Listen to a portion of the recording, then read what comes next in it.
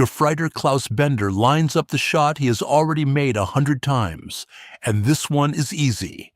The Sherman is burning. Flame pours from the engine deck. Black smoke rolls off the hull in a column you could see from a kilometer out. By every rule he has been taught, the crew inside that tank is already dead or scrambling out the hatches into his machine gun arc, or both. So he waits for the men. What he gets instead is the turret. It swings. Slowly, deliberately, the 75mm gun tracks toward his position, and it fires. How does a tank that is visibly on fire keep aiming and shooting? Why didn't the crew do the same thing and bail out the second the flames caught? And what exactly was happening in the 8 or 9 cubic meters of steel where 4 American boys were choosing to breathe smoke rather than run? Those are the 3 questions this whole story turns on, and here is the part the textbooks skip. The tank was not supposed to still be a threat, and that is precisely why it worked. A burning Sherman that keeps firing is a Sherman that no German gunner has a category for. If your father or grandfather crewed armor in Europe, this channel exists for men like him. Subscribe, hit the like button, and put his unit and his name in the comments so it stays on the record. The Sherman had a reputation, and most of it was slander. German crews called it the Tommy cooker. American crews, with the black humor of men who knew the odds, called it the Ronson, after the lighter that lights every time. The nickname stuck because early Shermans did burn, not because the armor was thin, though it was thinner than a Panther's, but because of where the ammunition sat. 70-plus rounds of high-explosive and armor-piercing shells stacked in the sponsons above the tracks, one lucky penetration away from cooking off. When they went all at once, and the tank became a furnace with a crew still strapped inside. But burning and dead are not the same thing, and Bender is about to learn the difference the hard way. A fire in the engine compartment does not instantly kill the men in the fighting compartment up front. A firewall stands between them, and it buys time. Not much, maybe a minute, maybe 2, measured in how long a man can keep his hands working while the air turns to something he cannot breathe. Inside that specific tank, on that specific afternoon, 4 men made a decision that no doctrine required of them. The gunner stayed on his sight, while the loader kept feeding the breech, and the commander called corrections through a throat full of smoke. And the whole time, the fire was eating the oxygen out of the compartment, so that every shell they fired was borrowed against the next breath they would not get to take. We do not have all 4 names. The records are thin here, and I will be straight with you about that when we get to it. One account gives a full crew roster, another lists only the commander, and the 2 do not agree on the date by a full day. What the records do agree on is the shape of it. A Sherman, already burning, that traversed and fired and kept firing until the men inside ran out of air. Bender saw it happen. So did enough others that the story survived on the German side, told with the particular unease of professionals watching something they were trained to believe impossible.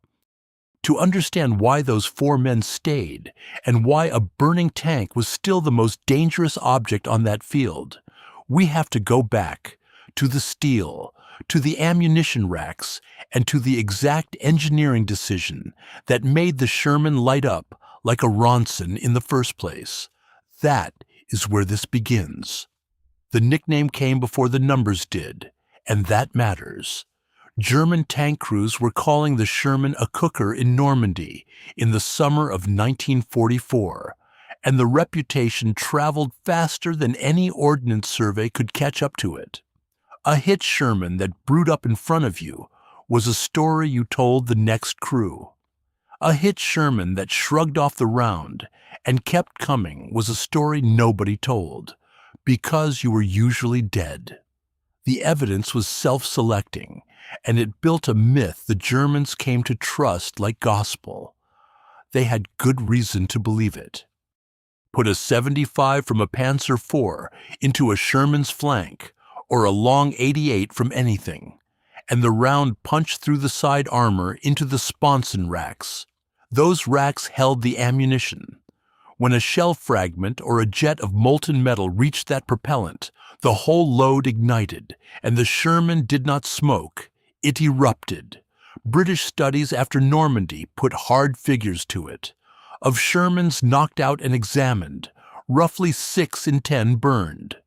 The investigators traced almost all of it to one cause, and it was not the fuel, though everyone assumed it was the fuel. It was the ammunition. The Germans never fully absorbed that distinction. They kept calling it the Tommy Cooker and the Ronson, and assuming the gasoline engine was the culprit, the way you would assume a thing that runs on petrol burns because of the petrol. The engineers knew better. The propellant in 70-plus stowed rounds carried more destructive energy than the gas tank ever did, and it sat higher, in the sponsons, right in the path of an incoming penetration. But the German gunner in his Panther did not care about British investigation panels. He cared about what he saw, and what he saw confirmed everything.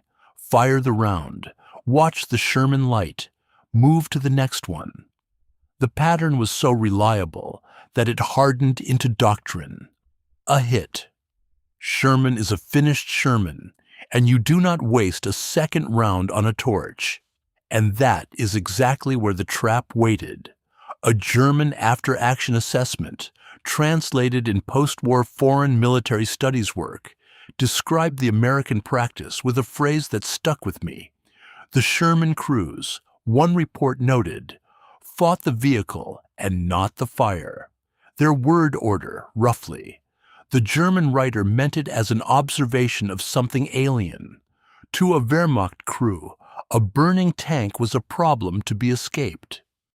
To an American crew, at least to some of them, a burning tank was a weapon that still had a working gun and a few seconds of life left in it, and those seconds belonged to them to spend. And the men inside knew the reputation too. They had heard the Ronson jokes. They knew the statistics better than the Germans did, because it was their own tanks in the sample. A tanker named Belton Cooper, who spent the war recovering and repairing knocked-out Shermans in the 3rd Armored Division, wrote that the sight of the burned-out hulls and what was left inside them was something he carried for the rest of his life. He was not a romantic about the machine. He counted the cost in men he knew. So when Bender waited for the crew to bail, he was not being careless. He was applying the single most reliable rule he had. Hit Sherman, dead Sherman. 9 times out of 10, maybe more, that rule held, and the men inside were already gone or running. This was the 10th time. This was the tank that had taken the hit in the engine deck rather than the racks, where the firewall bought 60 or 90 seconds, and where 4 men decided to use every one of them. Bender's rule was about to fail in the worst possible way, with his own position in the crosshairs of a gun that, by everything he had been taught, should not have been able to move. Start the clock the instant the round strikes.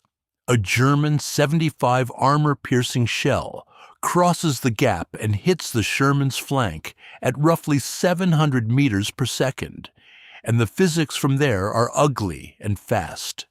The round does not need to explode to kill. A solid shot punches a hole the width of your fist through the side armor, and on the way through it, sheds a spray of white-hot steel fragments, spall, that ricochet around the fighting compartment at rifle bullet speed. That is what usually took the crew first, not the fire, the fragments, but the fire is what we came for, so follow the fragment. If that jet of glowing metal reaches the sponson rack stacked above the tracks, it hits the propellant in the stored shells, and propellant is not a slow-burning thing. It is engineered to shove a 15-pound projectile down a gun barrel in milliseconds, and when it ignites in the open, it releases that energy all at once. One round cooks off, the heat lights its neighbors, and the neighbors light theirs. The British Army's investigators, working through knocked-out hulls in Normandy, put the figure at somewhere between 6 and 8 seconds from ammunition ignition to a fully involved fighting compartment. 6 to 8 seconds. That is the number that decides who lives. Read the after-action reports, and the cause almost always traces back to the racks, the same conclusion the Ordnance Department reached, which is why they went looking for a fix and found one in water: wet stowage. Late-model Shermans moved the ammunition down off the sponsons into bins on the hull floor, and they jacketed those bins in a mix of water, ethylene glycol, and a corrosion inhibitor the crews called Ammudamp. The idea was almost crude. If a fragment reached the ammunition, the ruptured jacket would flood the propellant and smother the ignition before it could chain. The numbers proved it out. Dry stowage Shermans burned in roughly 60 to 80% of penetrations. Wet stowage Shermans burned in something closer to 10 to 15. Same tank, same armor, same gasoline engine the Germans blamed the whole time. And the burn rate collapsed by moving the shells and wrapping them in water. The Germans, still telling Ronson jokes, never adjusted the doctrine. They were fighting the fuel that was never the problem. Now put the tank in front of Bender back into that framework, because it does not fit the clean version of either case. This Sherman took its hit in the engine deck, not the racks. That is the whole story of why it kept firing. The penetration lit the engine compartment, fuel, oil, hydraulic lines, all of it going up in the column of black smoke Bender could read from a kilometer out. But the firewall between the engine and the fighting compartment held. For a minute, maybe 90 seconds, the 4 men up front had a working gun, working traverse, and air that was going bad, but had not gone lethal yet. The ammunition never cooked off. If it had, there would be no story, just the erupt and done that the German gunner expected, and a hull nobody could aim. So the clock they were racing was not the 6 to 8 second cook-off. It was slower and, in its own way, worse. It was carbon monoxide and heat bleeding through the firewall, and the simple arithmetic of a sealed steel box with a fire attached to one end of it. Every second they stayed on the site, the oxygen dropped and the smoke thickened, and there was no wet stowage to save them from that. Only their own lungs, and how long they could keep working before the compartment took the choice away. Bender had a category for a Sherman that erupts. He had no category for a Sherman that catches fire slowly and spends the delay shooting back. The engineering that should have killed this crew in 8 seconds had, by pure geometry of where the round landed, handed them 90, and they were spending every one of them on him. At Fort Knox, in the schoolhouse where American tankers learned their trade, the doctrine on a burning tank was one word long: bail. The manuals did not dress it up. If the vehicle catches fire, and the fire is not immediately controllable, the crew abandons through the nearest hatch and clears the tank, because the thing sitting under them might turn into a bomb in the next handful of seconds. Every man in a Sherman drilled the escape until it was reflex, loader out the top, driver and bow gunner through the front hatches, commander and gunner over the turret rim and off the back deck. The Army wanted them out, and it wanted them out fast, and given what a cooking ammunition load did to a fighting compartment, that instinct was correct. 9 crews out of 10 who followed it lived to draw another tank. So understand what the man on the gunner's seat was overriding when he stayed. Not fear, the training. The single most drilled reflex he owned told him to be gone already. The gunner's world was small. He sat low on the left of the turret, right hand on the traverse and elevation controls, left eye pressed into a rubber pad against the telescopic sight, and through that sight, the whole war narrowed to a lit reticle and whatever filled it. He did not see the smoke the way Bender saw it from outside. He smelled it, rubber, oil, the sweet chemical reek of burning hydraulic fluid coming up through the turret basket, and he felt the heat climbing the back of his neck. What he saw was the target. The gunner's position is built to exclude everything except the shot, and a man who has spent months learning to live inside that narrow cone of vision can, for 60 terrible seconds, decide that the smoke behind him is somebody else's problem. There are documented cases of exactly this. The after-action files and the veterans' accounts carry them. A gunner putting a final round downrange through a compartment already filling with smoke. A commander staying on the override to lay the gun while his crew bailed around him. Belton Cooper, who pulled the wrecks apart afterward, understood the arithmetic without any romance about it. "We could replace the tanks," he wrote of the 3rd Armored's losses, "but it was much more difficult to replace the men." The Army did the same math in reverse. It taught men to leave the tank precisely because the men were the harder thing to build, which is what makes the last round cases sit so strangely against the doctrine. Everything the Army trained pointed one direction, and a small number of men, in the specific moment, pointed the other way. Not out of some order. No manual anywhere told a crew to fight a burning tank. It came out of the seat itself, out of the tunnel vision the sight imposed, and the target sitting fat and unmissable inside it, and out of the flat tactical fact that a gun already laid on a German position is worth more in the next 4 seconds than it will ever be worth again. Bender's Sherman was one of those cases, and this is where the two threads that have been running the whole time finally touch. On one side of the field, a German gunner applying the most reliable rule in his book, waiting for men who are not going to appear.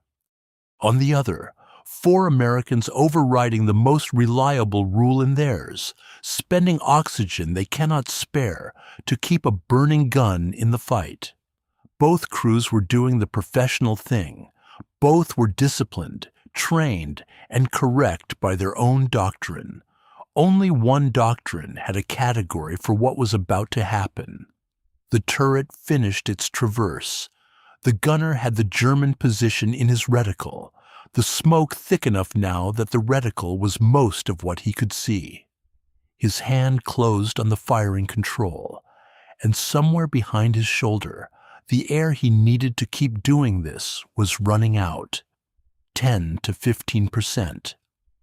That was the burn rate the Ordnance Department pulled the Sherman down to once they stopped fixing the wrong thing, and it is worth sitting with how far that number fell. A dry stowage Sherman penetrated in the sponsons, burned somewhere between 60 and 80 times out of 100. Move the ammunition, wrap it in liquid, and the same penetration lit a fire in maybe one hull in 8. Nothing else about the tank changed. The armor was the same thickness. The gasoline engine the Germans blamed for everything sat exactly where it had always sat. What changed was where the shells lived and what surrounded them. The fix had a name that sounds like a plumbing catalog: wet-stowage. Here is what they actually did. The old racks sat high in the sponsons, above the tracks, in the exact plane a flanking round traveled through. Ordnance ripped them out and put the ammunition on the floor of the hull. Low, below the line, most penetrations followed. Then they surrounded the bins with jackets filled with water, an ethylene glycol and a rust inhibitor, and the crews called the mix Ammudamp. The theory was almost stupidly simple. If a fragment reached the ammunition, it also ruptured the jacket, and the flooding water smothered the propellant before one cooking round could light its neighbors and start the chain. It worked because it attacked the real killer, not the fuel. The propellant, sitting in 70-odd stored rounds, waiting for a spark. The United States Army's own testing confirmed it in the flat language of ordnance men who do not do drama. The tanks fitted with the new stowage, one wartime assessment noted, showed a marked reduction in ammunition fires following penetration. And marked was doing a lot of quiet work in that sentence. 60% to 15 is not a marked reduction. It is a different tank wearing the same hull number. But the men who wrote these reports measured their words the way they measured tolerances, and marked was what they gave you. Think about the timeline for a second, because it is grim arithmetic. The dry stowage Shermans burned through Normandy in the summer of 1944. The wet stowage variants, the M4A1 with the 76, and the later production hulls, came into the line through the autumn and winter of that same year. So the men who died in the brew-ups of June and July were, in effect, the sample that proved the case for the crews who came after. The fix reached the line unevenly, and the tank in front of Bender was not one of the lucky ones. That is the part worth being clear about. This Sherman, the one burning on the engine deck with 4 men still working the gun, was almost certainly an older hull. If it had been a wet stowage tank, and if the round had found the floor bins instead of the engine, the water jacket would have done its job, and there would be no fire at all. But this crew did not get the water jacket. They got the earlier design, the one that made the Ronson reputation in the first place, and the only reason they were still alive to fire was pure geometry.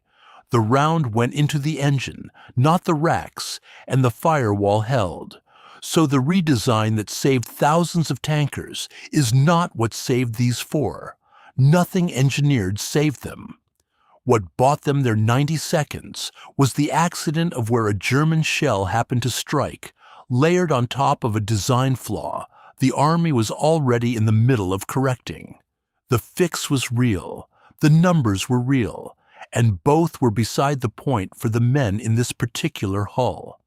Bender did not know any of this.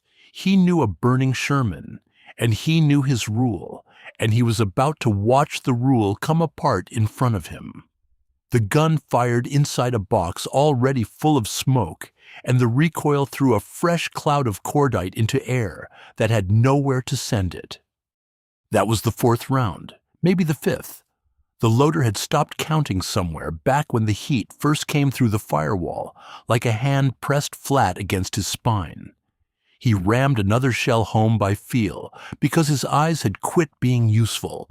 The fighting compartment had gone the color of a coal cellar, lit orange at the edges where the flame worked at the seam of the engine bulkhead.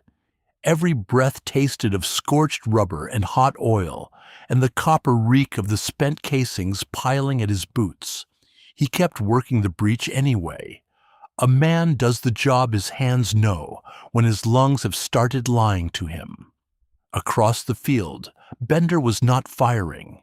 He should have been reloading, traversing, doing any of the dozen things his own training demanded. Instead, he was watching, and the watching had a texture he could not name yet, something between insult and dread. The Sherman fired again. The gunner had his target and would not give it up. His left eye stayed jammed against the sight pad, even as the smoke turned the reticle into a suggestion, and his hand rode the traverse control by muscle memory. He was not thinking about the air. Carbon monoxide does not announce itself. It does not burn the throat or claw the chest. It just thickens the head and slows the hand and turns the next decision into a fog, and a man deep in the tunnel of his own sight can be most of the way to unconscious and still convinced he has one more shot in him. He squeezed the control. The gun spoke a 5th time, or a 6th, and the round went out into the German position and did what rounds do. Then the hatches came open. They came open all at once, the way men move when the box has finally told them the truth. And the crew came out of the smoke in a spill of arms and shoulders, and one man dragging another by the collar of his jacket. Loader over the turret rim. Driver and bow gunner tumbling through the front hatches onto the glacis, rolling off the hull into the dirt. The gunner last, hauled up out of his seat by the commander who had stayed to pull him. Both of them going over the back deck through the heat, coming off the burning engine. Their coveralls smoking where the fabric had gotten too close. They hit the ground, and they did not stop. They ran and crawled and clawed for the ditch, 4 men and a 5th, black-faced, retching the poison out of their chests in the clean summer air. The tank kept burning behind them. It did not erupt. The ammunition never cooked. The geometry held to the end. The firewall bought its 90 seconds and then handed the crew back their lives at the last possible margin.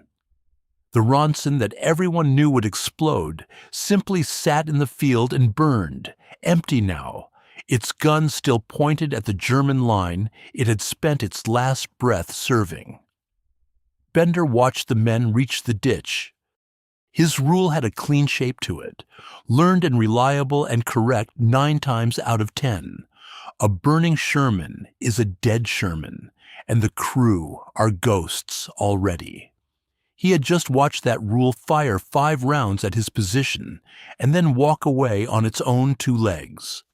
The German gunners talked about this later, the ones who lived to be recorded, and the word that surfaces again and again in the interrogation files is a plain one. They expected the Americans to burn or run. The idea that a crew would do neither, that they would stay in a fire and work the gun and then run, did not fit the category. It was not in the manual either army wrote. The tallies in the German after-action reports read like a bookkeeper's error. A panzer company would report 6 Shermans killed in the morning and run into 8 from the same unit that afternoon, and the numbers stopped meaning what numbers are supposed to mean. Kill a thing, and it should be gone.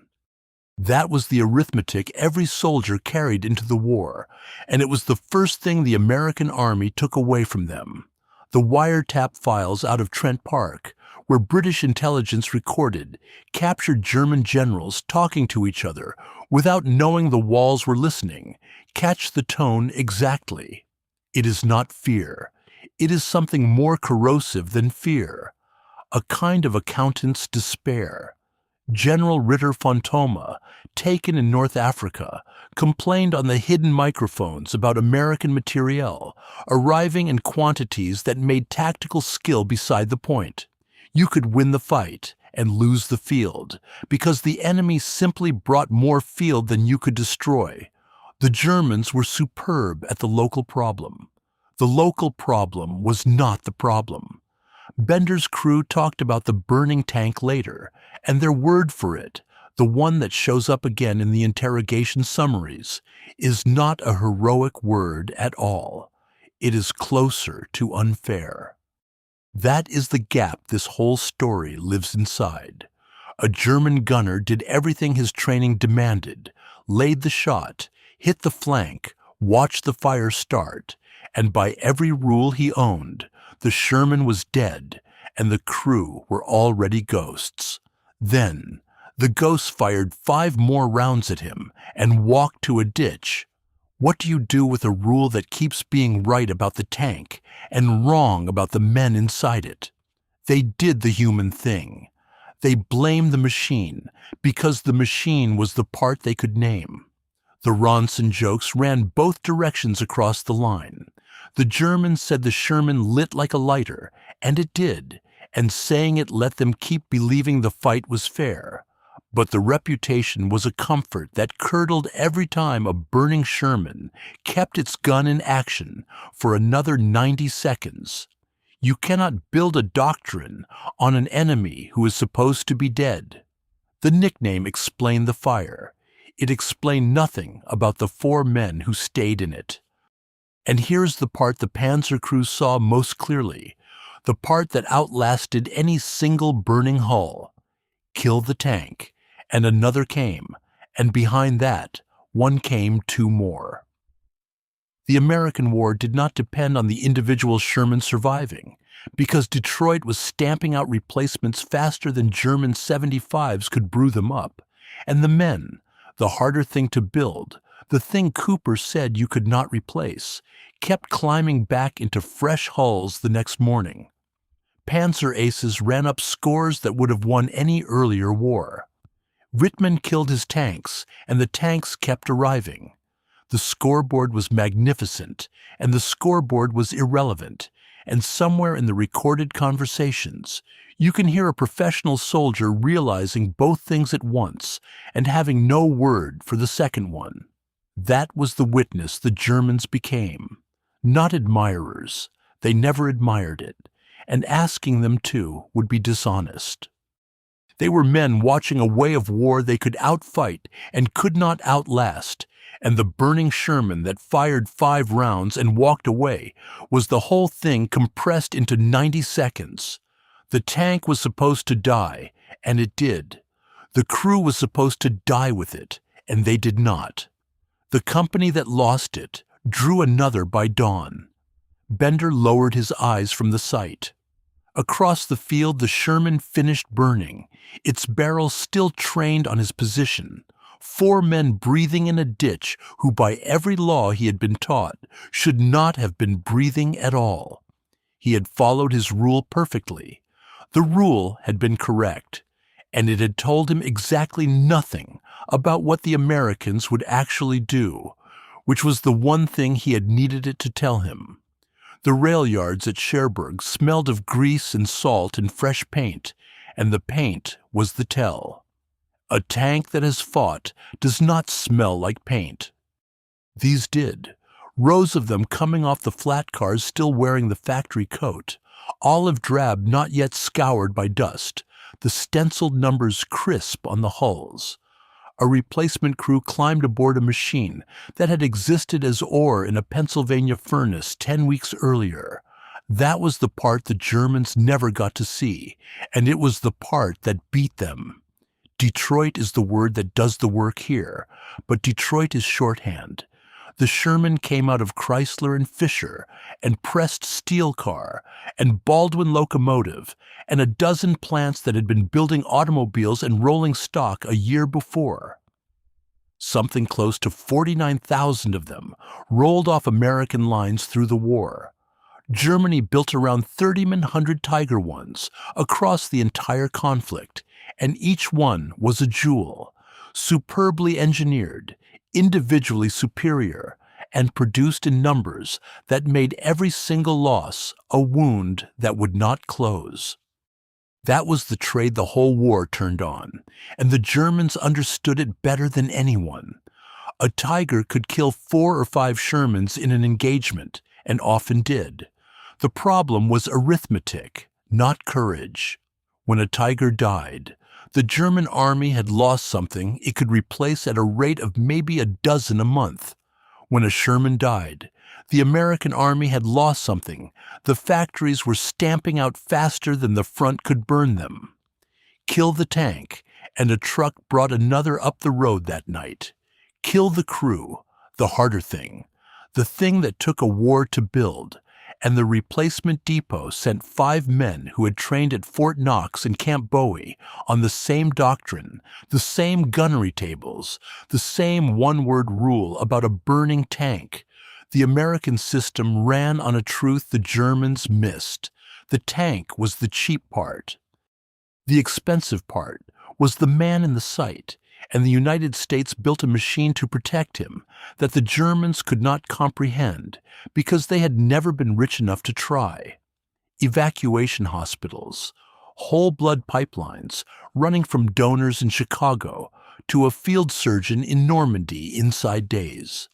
A recovery and repair chain that dragged burned-out hulls back to depots, cut the good halves off two wrecks, and welded a running tank back onto the road. A crew that bailed out of a brew-up in the morning could be back in a fresh machine by the next dawn, and often was. That is the tide von Thoma heard coming on the hidden microphones. Not a better tank. A better system. One that treated the individual Sherman as ammunition, expendable, replaceable, fired, and forgotten, while treating the 5 men inside it as the thing worth keeping. The Germans inverted that equation because they had to. Their tanks were irreplaceable, and their men were spent like brass. The Americans could afford the opposite, and affording it was the whole point. The panzer crews saw the tanks come back. What they could not see was the depot behind the tanks, the ocean of shipping behind the depot, the continent of factories behind the ocean. They fought the edge of the thing, the olive-drab machine at 700 meters, and they were good enough to kill it. They were never going to be good enough to kill what was behind it, because what was behind it was not on the battlefield at all. It was in Detroit and Pittsburgh and Cherbourg's rail yard, arriving with the paint still wet. Bender killed a Sherman that afternoon, and the Sherman's crew walked away, and both of those facts were, in the end, the same fact. The machine was expendable. The men were not. The Americans had decided that on purpose and built the entire war around it, and the Germans were still counting kills that no longer meant anything. The number that ended the argument was 10 to 15%, and it came out of the same ordnance survey that had spent 2 years being ignored. Wet stowage, ammunition racks sheathed in water, and ethylene glycol, tucked low in the hull where a penetrating round was less likely to reach them, dropped the Sherman's burn rate from something near 60 or 80% down into the teens. That is not a tweak. That is the difference between a coffin and a machine a man could reasonably expect to climb out of. The data measured something precise, and the precision matters because the myth has feasted on the imprecision for 80 years. The Sherman did not stop burning because the crews got braver or the Germans got worse. It stopped burning because a specific engineering fix moved the fuel of the fire, the propellant in the shells, not the gasoline in the tank. That was the second thing the survey corrected, out of the path of the round. The men who bailed out of Bender's Sherman were living inside the gap between the tank that reputation built and the tank the Ordnance Department actually fielded by late 1944. And the reputation never caught up. That is the bitter joke buried in the record. The Ronson name outlived the flaw it described. German crews went on calling the Sherman a lighter through the end of the war, and American tankers went on half believing it, long after wet stowage had quietly made it false. A nickname is a stubborn thing. It survives on the memory of the worst day, not the average one. And the worst days had been real enough in Normandy to keep the slander alive after the engineering had stripped it of truth. The survivors carried a different arithmetic, and theirs was the one that counted. A Sherman crew that took a penetrating hit had a better than even chance of walking away from it. 5 men in the ditch instead of 5 men in the hull. Belton Cooper, the ordnance officer whose job was to log the dead tanks and the dead men both, spent a book's worth of pages on the ones who did not make it, and he was right to. But the wet stowage numbers are the counterweight. Cooper's grief could not quite hold. The machine was designed in the end to be survivable. Most of the men it burned and then let go. That is the thing the German gunners never had a category for, and it is the thing this whole story was always about. They kept score on the tank. The tank was the visible, killable, countable object at 700 meters, and they killed it with real skill, and the killing meant less every month because the object they destroyed was never the thing that mattered. The thing that mattered climbed out the hatches, coughed the carbon monoxide out of its chest in a ditch, and reported to a replacement depot the next morning to draw a fresh hull with the paint still wet on it. The Germans were counting brass. The Americans were counting men, and they had built an entire war around keeping the count high. Bender never learned the crew's names. The interrogation files do not carry them, and the records on the American side that might have carried them are the ordinary records of a unit that lost a tank on an ordinary afternoon and drew another. No medal citation, no correspondence notebook, nothing that would have fixed 5 names to one burning hull among 49,000. 5 men who stayed in a fire, worked a gun until the air ran out, and walked away into anonymity. That is not a tragedy. It is the opposite, and the opposite is stranger and harder to hold. They lived, and living, they became numbers again, indistinguishable from the enormous ordinary machine that had decided on purpose that they were the part worth saving. The tank finished burning. The men caught their breath. The war brought up another one by dawn. A Sherman built in 1944 still runs today at a handful of collector shows, engine idling, the wet stowage racks under the turret floor, exactly where the Ordnance Department put them. The water jackets are dry now, drained for the display circuit. The fix that saved the crews is a plumbing detail nobody looks at, tucked beneath a floor plate, invisible unless you know to pull it up.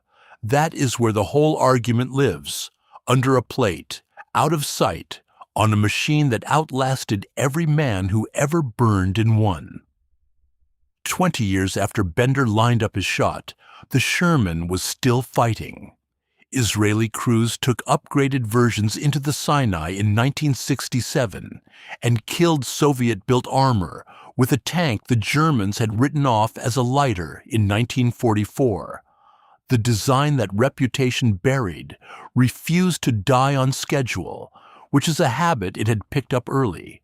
So here is the question the record leaves open, and I am not going to close it for you.